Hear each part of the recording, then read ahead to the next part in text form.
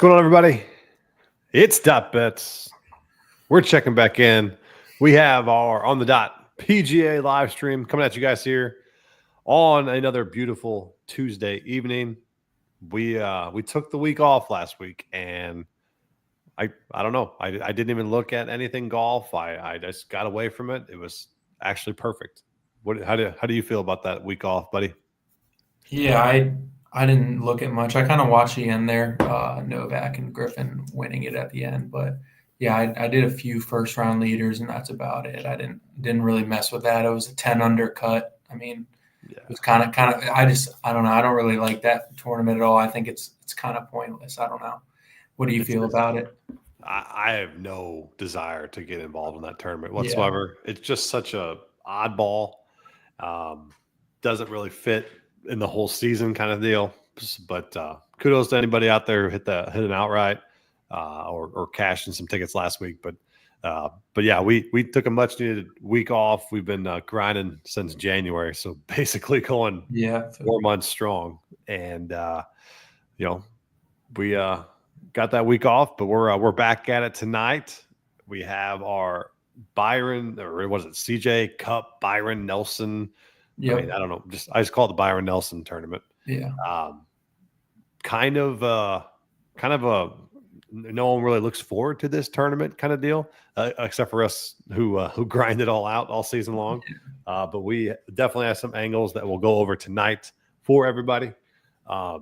If this is your first time tuning in, make sure you guys hit that subscribe button. Recently just got over 200 subscribers, so appreciate everybody out there for the support. Hit that thumbs up.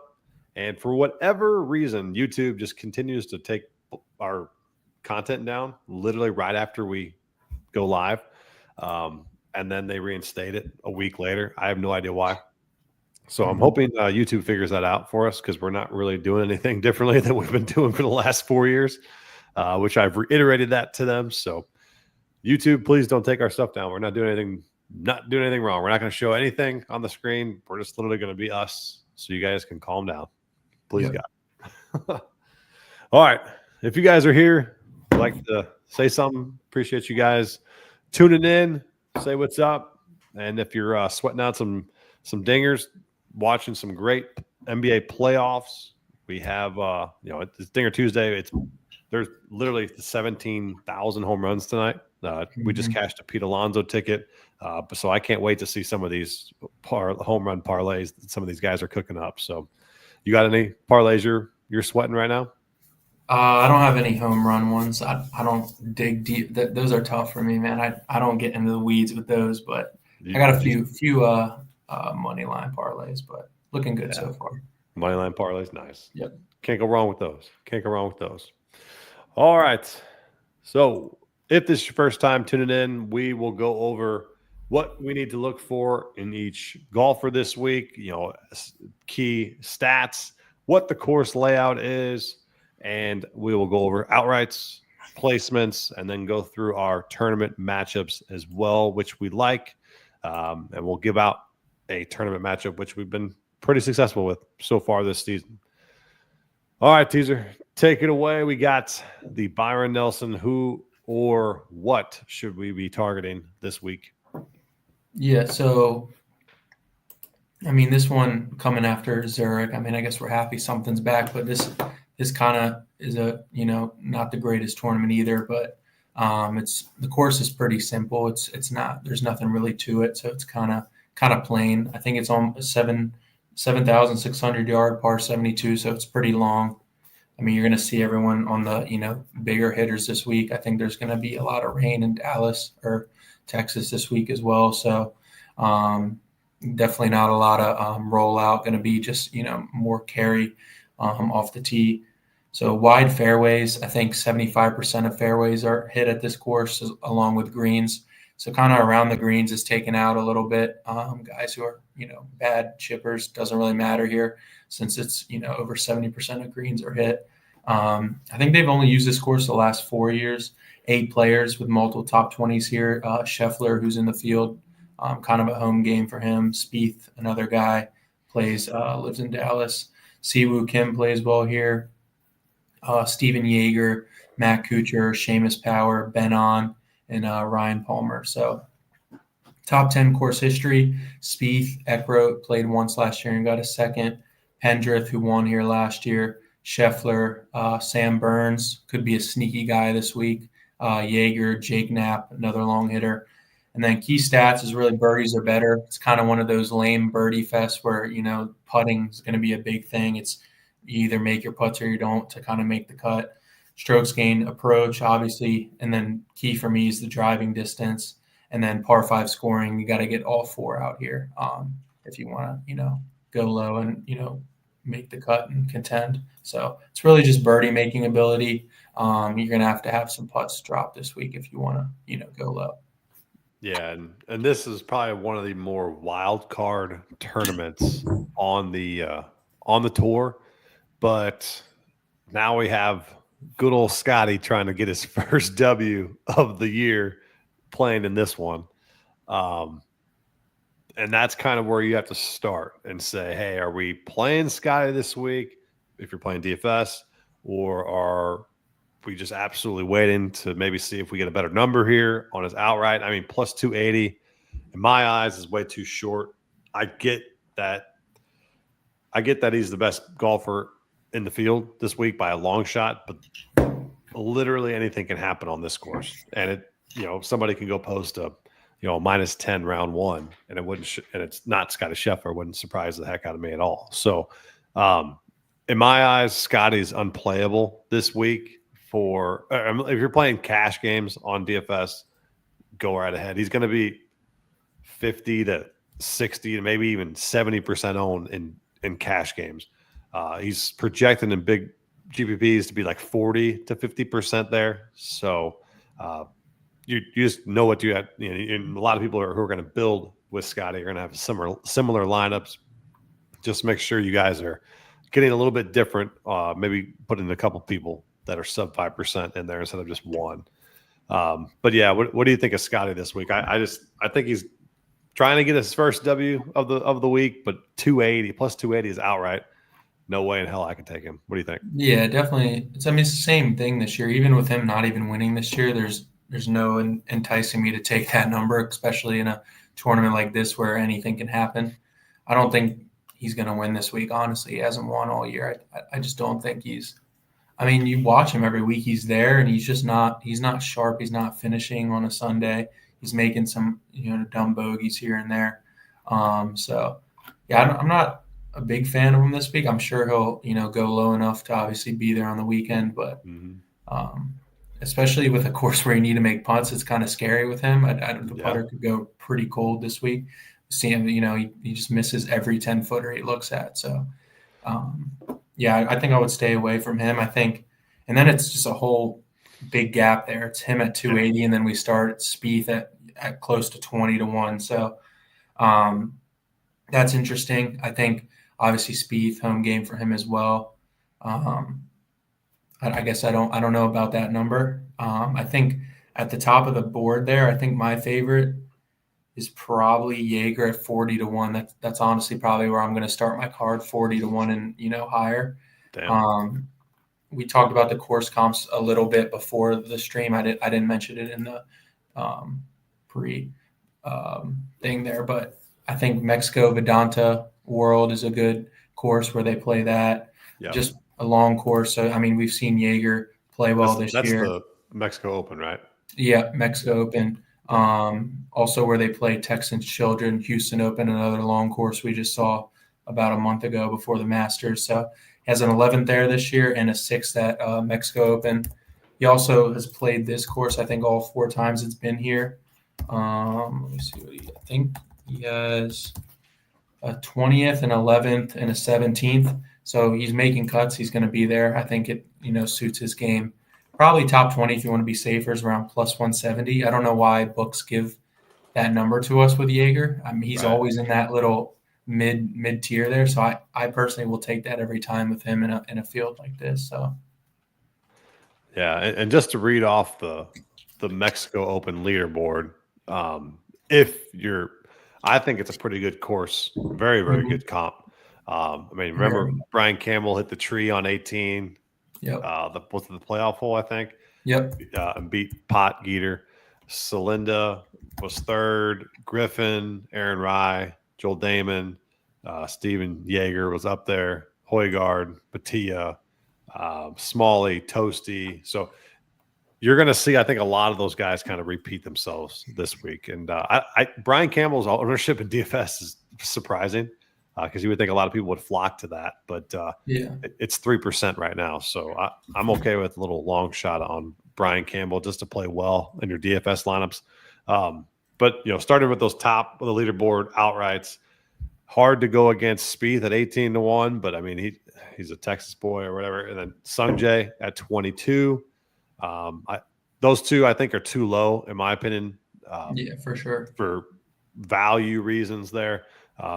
Byung Hung On at 25-1 as well. There's no way I can take him at 25-1. But he plays well at this course. Yeah, so I will add that where maybe I don't see what his top 20 is. Yeah, his top 20 is plus 115. So I think that might be the more of a play on that angle. Yeah. Pendrith, I think he won this last year, I believe, right? Yeah. Tough, being 30-1. Siwoo Kim 30-1.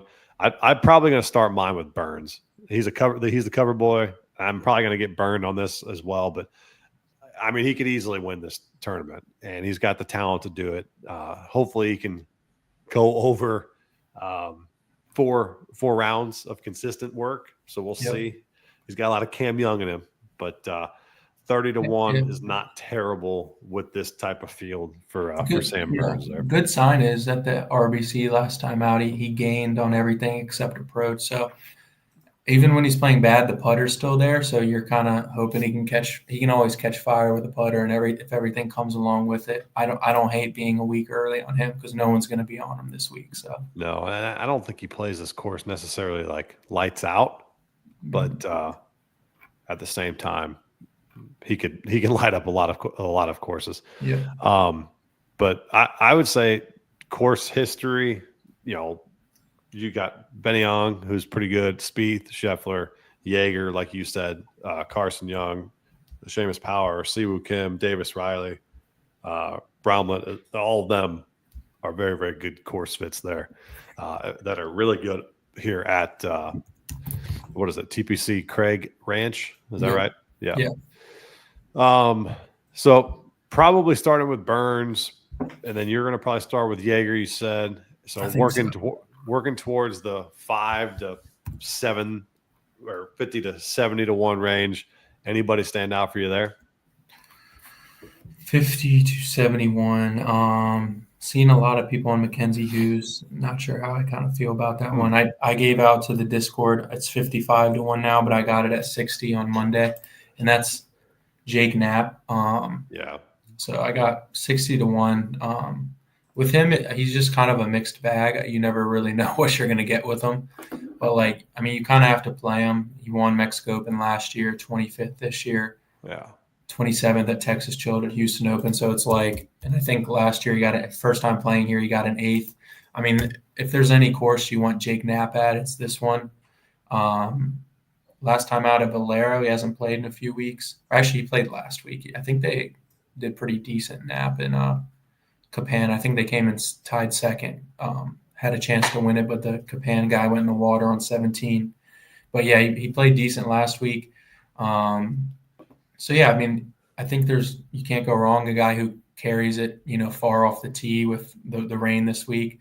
Around the greens isn't a big issue. Just a matter if he kind of makes putts this week and stays in it. So yeah, I like that a lot. Jake Knapp was one of my not sleepers, but I mean, at 55-1, he's got the talent to be there come Sunday for sure, without a doubt. Eric Cole's intriguing, even then Ryan Gerard 60-1, 65-1. Yeah. I think Tom Kim's number. I don't. He's not playing very well, but 55-1 in this field is not terrible for Tom Kim. But that's more of the number than it is him actual play. What do you think of the of Højgaard's? They come off of that their second place last week. You think that Yeah. gets some momentum going into this week at all? It's Nikolai, man. He's a mixed bag too. You never know what you're going to get with him. I think Rasmus is more the consistent one. He's 45. I probably would take that over the 65 on Nikolai. Rasmus probably drives it a little better. So I think he would be a decent play in that 45 or 40 to 50 range as well if you wanted to kind of start with him. Yeah. Yeah. And then as we go down the leaderboard here, or the odds, Eckroat at 80-1, Toasty 80-1, Love him. Kitayama 80-1. You like Toasty this week? I do. There's like I've done well on him this year. You have had him at Mexico, top 10 there, and then Texas Children's Open, another top 10. It's like this guy he's actually been on kind of a heater. I think he got a second at Corrales Punta Cana, the alternate event for RBC Heritage 2 weeks ago. 12th at Valero, a 5th at Texas Children's, and then a 10th at Mexico Open. I think he's decent here too, or he's only played it once and he missed the cut. But like another guy who carries it long. There's like 4 courses all year. Like I said before, I would like debate taking this guy out, and this is probably the last one we'll get this year. And the recent form's good, so I think I wouldn't say outright on him. More of a long shot top 20, but. Yeah, I didn't even know who Toasty was until you took him at the Mexico Open. I'm like, who is this guy? And now I've literally can't get that name out of my head when it comes to picking people. But I think he's definitely involved this week at that or was this 80-1. Kitayama, I think I said this last time on stream when it was the Mexico Open. I don't know if Brandon's in here, but shout out to Brandon because he's the biggest Kitayama fan ever. I did say this: if he can't play well in the Mexico Open, then he's not going to play well ever. So this would be piggybacking on that. If he cannot perform here, I don't know where you're going to go on tour this year, and so we'll see. It's to be determined, but 80-1 there. Where is? Oh, Norlander at 90-1. Very good. Very good course history here. Not playing the greatest golf, but definitely in play. That Valimaki, I think he's going to be pretty popular. Mm-hmm. You could get him at 100-1. But he's played very, very well. Damon, if we're going off of the Mexico Open, 100-1. Davis Riley, very good track record here at 110-1. And you said Damon at 101, Joel Damon. Yeah, Joel Damon, and then he should have. I mean, he should have a win at Corrales with that 1 footer he missed. So yeah, you can say he's in good recent form. Should have had a win there, but yeah. Yeah, and then the lowest I'd go, the wildest of the wildest, I'd go 170-1 Carson Young. Yeah, and terrible off of 2 cuts. Terrible, but he's played this course a couple times, back-to-back years, a 14th and a 30th. So something about this course fits him. Maybe if you don't want to take an outright there, maybe take top 40, take a top 20. I think Carson Young will be there towards he'll be on the leaderboard on Sunday somewhere. Somehow. A guy in the same 170 there, Joseph Bramlett. You mentioned him before. Bramlett, yep. Probably a top 20, or even if you want to get a top 10 on him. I would like that a little more. He's a guy who just absolutely bombs it. So this is a course fit for him. So yeah. Yeah. And with the weather this week, so there is expected heavy weather or heavy rain on Wednesday. I think rain again on Friday. So that tends to lean more towards the heavy long ball hitters, as the shorter guys won't get as much roll off the tee. So slight edge there already to the distance. Doesn't have to be so accurate off the tee here, but distance can definitely play. All right, so a couple of top 20s. I mentioned Ben Young at plus 115. I mean, Jaeger at plus 160 is pretty dang good value there. Jake Knapp it's crazy. Plus 200, yeah. Gerard plus 200. I think there's going to be some good value here on the top 20s for sure this week. I mean, Toasty plus 280. We were just talking about Damon plus 300. If you wanted to go Carson Young, you are sitting at plus 450, and that's a pretty good number. That's a long shot too. But that's a long shot. But yeah, plus 450 for top 20 and Carson Young. Not a bad play there. He might be I might have to sprinkle on that.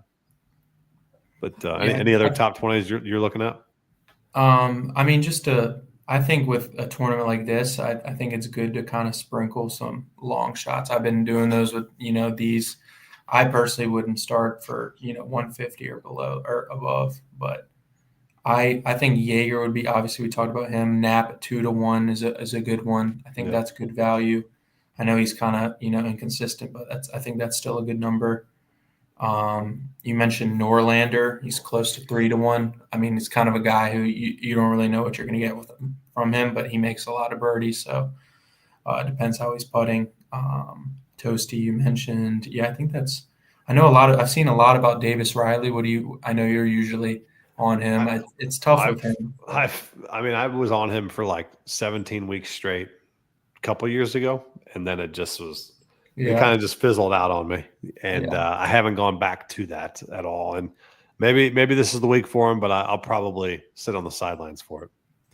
And I think two more guys we didn't mention: Pot Geeter, at a course where you don't really need a chip with 75% of greens being hit. That's a good thing with him. He can't chip to save his life. So, and then that's a 4-1 top 20. I don't think he's going to win. And then this kind of I would say just like a flyer would be Patrick Fishburne if you want to get different. Another guy who bombs it, very inconsistent. It's just a matter of, if he, catches some fire this week with the putter and, gets a top 10 for you or something. Yeah. Yeah. So I mean, if you're bankroll allocating for this particular tournament over the course of the season, I mean, this is a very small one. I don't even know if I'll have a full unit top 20 yet. I really don't. If I did, it'd probably be Benny Hahn, but it might be something where I just do 0.25 on some long shots and maybe 0.5 on a 2-1 or a 3-1 or something. But then sprinkle some outrights. But yeah, this is one that you would love to hit an outright. That's a long shot. I think you have more chance of doing that this week. Just sucks that we got to go against Scotty at plus 280. I wish Scotty was out. I really wish he was, because I think he's just trying to steal a W on this one, which I don't know if he wins though. That's the thing. It is a wide open course. So, minus 25 is probably gonna be the winning number. So, around that, maybe even higher. Yeah, especially with it raining. They're probably gonna play live clean and play. So I mean, it's just gonna be target practice for them. Right. But we'll see. All right. So let's get to our tournament matchups. And as Teaser looks at his, we're going to go over the recap of the RBC ones that we had.